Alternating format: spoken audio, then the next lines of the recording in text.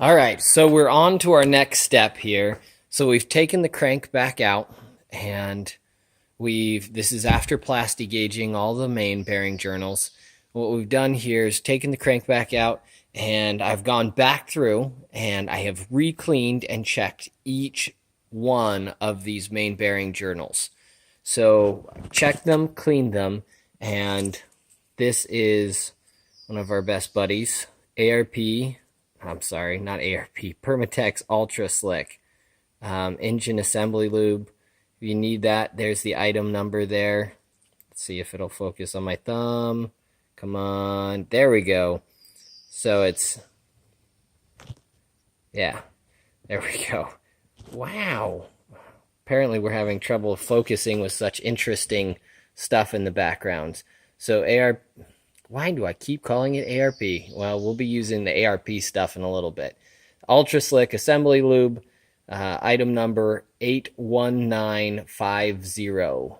And what we're going to do now, and we have tried the, like the Molly base engine assembly grease and stuff like that. We just found that even though the stuff looks like it would just run off there, when we pulled Rusty's motor back apart to re-slick everything before we actually run it, or assembled it for the last time to run it, this stuff was still there, and some of the lube, the grease stuff, had kind of, I don't know, it just didn't show much of a sign of having been there.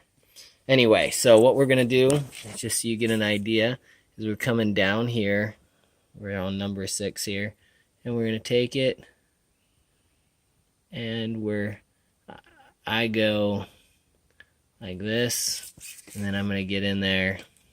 These are clean gloves, by the way. Clean, clean, clean, everything clean. So once I know that it's spread around well, I go back. This one is sorry, I'm in my own way here. I'll move so that you got better lighting. So this one is the number 6, and we've got the ones on the side, so we're going to go ahead and set that down. We're going to go ahead and make sure that we've got it coated top and bottom, front and back, sides, everything to take up any of that surface there. Because we don't want anything bad to happen. And so you get the idea. So this is just, we've got it clean, we're coming back through, we're making sure that there's assembly lube on everything, and we'll do the same thing to the top side. So I'll cut away as I go through here, and I'll come back on the top.